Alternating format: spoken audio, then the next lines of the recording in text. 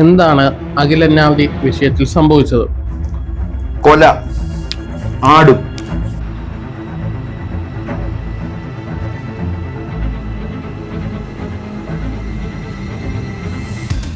ബ്ലോഗറുടെ ഭാര്യ ഒളിച്ചോട്ടുന്ന ദൃശ്യമാണ് നിങ്ങൾ കാണുന്നത്. ഇപ്പോഴത്തെ ചർച്ചാ വിഷയമായത്. ഒരു തന്നെ പെണ്ണുമ്പുള്ള അവളിട്ടത്തിനോ എന്തെങ്കിലും കാരണത്തിന്റെ പുറത്തോ പോയി. എന്തുവാ വിഷയം എന്നൊക്കെ അറിയണമെന്നുണ്ടെങ്കിൽ ഇവിടെ നൂറിനാട് സ്റ്റേഷനിൽ ഒന്ന് തിരക്കണം.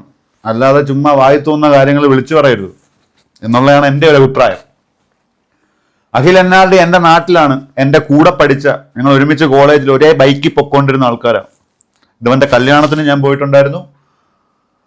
ഈ ലോകത്താദ്യമായിട്ട് ഭാര്യയും ഭർത്താവും വിഷയമായിട്ട് മാറുന്ന ആദ്യത്തെ ആളൊന്നും അല്ല അഖിലന്നാവതി. പിന്നെ അവന് ഫേമസ് ആയിട്ടുള്ള ഒരാളാണ്. അവന് കണ്ടന്റ് ചെയ്യുന്ന ക്രിയേറ്റർ ആയിട്ട് ഇപ്പോൾ ഒരു സിനിമ ഇറങ്ങി, അത് പൊട്ടി, അത് വേറെ കാര്യം. പക്ഷെ അവൻ കണ്ടന്റ് ക്രിയേറ്റർ എന്നുള്ള നിലയിൽ അവൻ അത്യാവശ്യം എല്ലാവരിലേക്കും എത്തിയ ഒരു വ്യക്തിയാണ്. ഇപ്പൊ നമ്മൾ ഒരേ നാട്ടുകാരാണ്, സുഹൃത്തുക്കളാണെങ്കിൽ പോലും വീഡിയോ ഒക്കെ ചെയ്യുമ്പോൾ ഞാൻ എൻ്റെതായ രീതിയിൽ ചെയ്യുക, അവൻ അവൻ്റെതായ രീതിയിൽ അവൻ നാട്ടിൽ അവൻ ചെയ്യുന്നു. എൻ്റെ പ്രേക്ഷകരെ പോലല്ല, അവൻ ഒരുപാട് ഫാമിലി ഓഡിയൻസും കുട്ടികൾക്കും ഒക്കെ ഇഷ്ടപ്പെടുന്ന രീതിയിലേക്ക് നമ്മുടെ നാട്ടിലുള്ള ആൾക്കാരല്ലേ. അപ്പം അതാണ് ഇപ്പോഴത്തെ കണ്ടന്റ്. ഇവിടെ നാട്ടിൽ മൊത്തം ഇപ്പൊ ചർച്ച ചെയ്യുന്ന അഖിലന്നാവതിയുടെ പെണ്ണുപിള്ളയുടെ കേസാണ്. അവള് പോയി, അത് വേറെ കാര്യം. എന്താണ് അഖിലന്നാവതി വിഷയത്തിൽ സംഭവിച്ചത്? കൊല, ആടും. പോയിനടാ.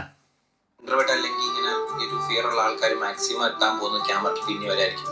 സ്ക്രിപ്റ്റ് റൈറ്റിംഗ് അല്ലെങ്കിൽ ക്യാമറമാൻ, അവിടെ വരെ അവർക്ക് പറ്റത്തുള്ളൂ. ഞാൻ ഉള്ളിൽ ആഗ്രഹമുള്ളതുകൊണ്ട് അത് ബ്രേക്ക് ചെയ്യാൻ വേണ്ടി ശ്രമിക്കുകയാണ്. എത്തണം, എന്റെ സ്ട്രെസ്സിനെ ഓവർകം ചെയ്യാൻ വേണ്ടി എന്റെ മൈൻഡ് ആയിട്ട് ബോഡി കണ്ടെത്തിയ ഒരു സംഭവമാണ് ഈ പറഞ്ഞ ഓവർ ആക്ട്. അത് പിന്നെ എന്റെ ഒരു സൈഡായിട്ട് പിന്നെ ഞാൻ അക്സെപ്റ്റ് ചെയ്തു. എനിക്ക് ഓവർ ആക്ട് ചെയ്തത് ഒരു ഫിയർ മാറ്റാനായിട്ട് ഒരാളുടെ ഒരു സപ്പോർട്ട് എടുക്കും, ഒരു കൗൺസിലറിനെ കാണും, ഒന്നും അങ്ങനത്തെ ഒരു സംഭവം സ്വന്തമായിട്ട് എനിക്ക് മാറ്റിയെടുക്കും. ഓൾറെഡി ഇപ്പൊ കുറെയൊക്കെ മാറിയിട്ടുണ്ട്. ഇപ്പൊ നേരത്തെ എനിക്ക് തരുന്നില്ല, നേരത്തെ എനിക്ക് സംസാരിക്കാൻ പറ്റില്ല. ഇത്രയും വ്യക്തമായിട്ട് അല്ലെങ്കിൽ ഇത്രയും കാര്യങ്ങൾ ഉള്ളിനടുത്ത് സംസാരിക്കാൻ പറ്റത്തില്ല. ഞാൻ ഈ വീഡിയോ കാണിച്ചതും ഞാൻ ഇവിടെ ഇങ്ങനൊരു വീഡിയോ ചെയ്യുന്നതും അവൻ ഒരു പാവമാണ്. അവൻ എൻ്റെ നാട്ടുകാരനായതുകൊണ്ടും കൂട്ടുകാരനായതുകൊണ്ടും ഞാൻ പറയുന്നില്ല. നമ്മളൊക്കെ പറയുന്ന വാക്കുകളൊക്കെ ഭയങ്കരമായിട്ട് അവന് കൊള്ളും. കാരണം അവൻ അത്ര വലിയ കഠിന ഹൃദയനൊന്നുമല്ല. ഒരു പാവം പിടിച്ച ഒരു റേഷൻ കട പോലത്തെ ഒരു വീട്ടിൽ, ആ കടയുമായി ബന്ധപ്പെട്ട്, റേഷൻ കട ഉള്ളത് കുറ്റം മോശമാണെന്നല്ല കേട്ടോ, അങ്ങനെയല്ല ഞാൻ പറഞ്ഞത്. വളരെ ഒത്തിരി കഷ്ടപ്പെട്ട് ബുദ്ധിമുട്ടി ജീവിതത്തിലോട്ട് കയറി വന്ന ഒരു പയ്യനാണ്. ഒരു വിവാഹം കഴിച്ചു. വിവാഹവും അങ്ങനത്തെ ബന്ധങ്ങളും അങ്ങനത്തെ റിലേഷൻഷിപ്പിൽ ഇപ്പം ഒരുപാട് വിഷയങ്ങളും പ്രശ്നങ്ങളും ഒക്കെ ഉണ്ടാവാം. ഡിവോഴ്സ്ഡ് ആവുന്നവരുണ്ടാവാം. അതൊന്നും പേഴ്സണൽ ലൈഫിലെ അല്ലെങ്കിൽ ഒരു മനുഷ്യന്റെ പ്രവൃത്തിയുമായിട്ടൊന്നും ഒരു ബന്ധമില്ലാത്ത അവരുടെ ഇടയിലുള്ള കാര്യങ്ങളാണ്. അതിനകത്ത് അവർക്ക് സ്വന്തമായിട്ട് രണ്ടുപേർക്കും തീരുമാനം എടുക്കാനുള്ള റൈറ്റ് ഉണ്ട്. അപ്പൊ അതുകൊണ്ടൊക്കെ ഉള്ള വിഷയങ്ങളായിരിക്കാം. നമ്മൾ ഒരാളെ കളിയാക്കി ഇങ്ങനത്തെ കാര്യത്തിനൊന്നും കളിയാക്കരുത്. ഭയങ്കര മോശമാണ്. അത് ഒരു മെയിൽ ഈഗോയെ ബാധിക്കും ഭയങ്കരമായിട്ട്. അങ്ങനത്തെ കാര്യങ്ങളൊന്നും നമ്മൾ ഒരിക്കലും കളിയാക്കാൻ പാടില്ല.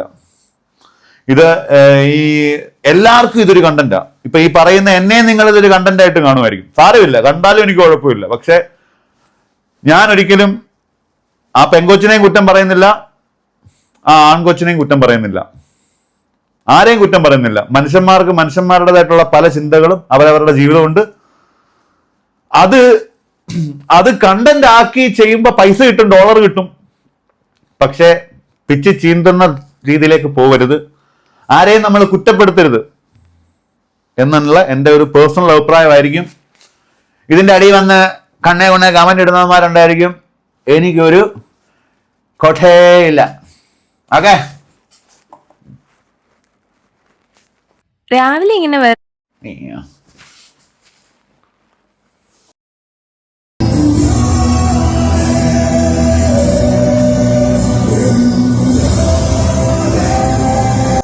ഇയാൾക്ക് വയ്യ, എന്നാലും അയാൾ ചരിഞ്ഞ് നിന്ന് തിരിഞ്ഞു നിന്നിട്ട് കാണിക്കും തമ്പുരാനാന്ന്.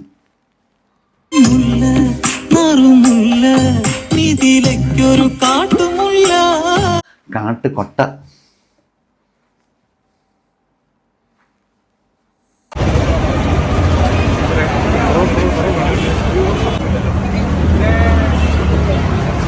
പൾസ് നോക്കുന്ന ഡോക്ടർ രാധാകൃഷ്ണൻ.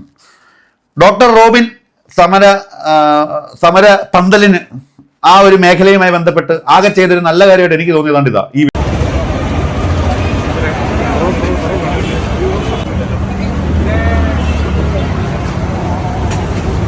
ബാക്കി എൻ്റെ പൊന്നളിയ നീ അവിടെ കാണിച്ചു കൂട്ടിയ കണ്ട് ചിരി വരും. ആ ബാക്കിയുള്ള സമരക്കാരെ കൂടെ പറയിപ്പിക്കുന്നവരായി പോയി. ഒരു പ്രസ്ഥാനത്തിന്റെ മുന്നിലൊക്കെ നിന്നൊരു കാര്യം ചെയ്യുമ്പം അതിൻ്റെ ഒരു ഇതുണ്ടല്ലോ.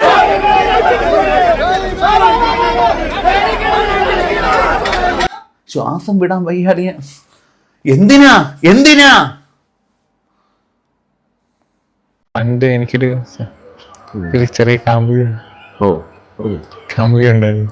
അപ്പൊ ഞാൻ അവർക്ക് വേണ്ടി ഇംഗ്ലീഷ് കവിത എഴുതായിരുന്നു. പക്ഷെ അങ്ങനെ സിനിമ കണ്ട്, ഒരു ഇംഗ്ലീഷ് സിനിമ കണ്ട്, പക്ഷെ ആ കാമുക അറിയാതെ കാമുക കവിത എഴുതും. എന്നിട്ട് ലാസ്റ്റ് പ്രപ്പോസൽ സമയത്ത് കാമുകയ്ക്ക് കവിത കാണിച്ചു കൊടുക്കും. എന്നിട്ട് അവർ ഇഷ്ടപ്പെടും. Fancy story, cliché romantic love story. അപ്പൊ അത് മനസ്സിൽ ഞാൻ കവിത എഴുതാൻ തുടങ്ങി.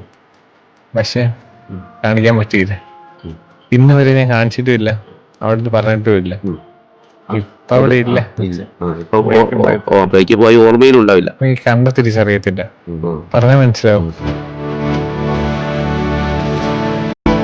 സാരമില്ല മോനെ, നിന്റെ പുറയിൽ അത് പിടിച്ചു നിൽക്കുന്ന നിന്റെ അമ്മ. ആ അമ്മയ്ക്ക് വേണ്ടിയിട്ട് നീ നാളെ ഒരു കവിത എഴുതുക. ആ അമ്മ നിന്നോടൊപ്പം ഉണ്ടാവും, ഉറപ്പായിട്ടും.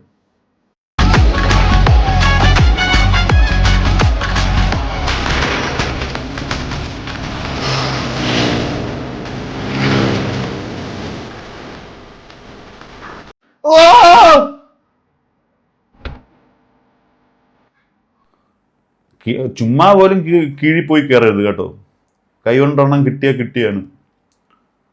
തെരണ്ടിയുടെ വാല് കണക്കിരിക്കും.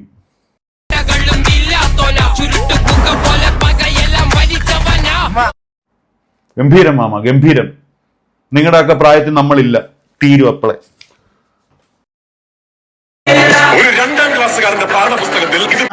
മതി കാട്ടപരാതി വന്നേക്കും. അപ്പം മറ്റ് ചർച്ചാ വിഷയങ്ങളൊന്നുമില്ല. ഇതൊന്ന് സംസാരിക്കണമെന്ന് തോന്നി.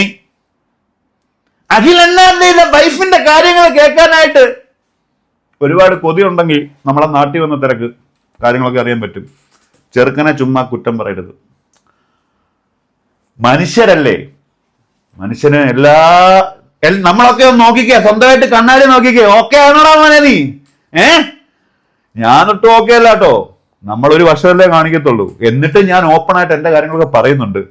ചിരിച്ചോണ്ട് മറ്റേ കറുത്ത ഹൃദയമായിട്ട് നടക്കുന്ന ഒരുപാട് മനുഷ്യന്മാരുള്ള ഈ വൃത്തികെട്ട ലോകത്ത് ഒരുപാട് കാര്യങ്ങൾ ജീവിതത്തിൽ സംഭവിക്കും. പലരും ജീവിതത്തിലേക്ക് വരും. ഇങ്ങനെ കാണുമെന്ന് വിചാരിക്കും. ഒരു കൊട്ടയും ലാസ്റ്റ് കാണത്തില്ല.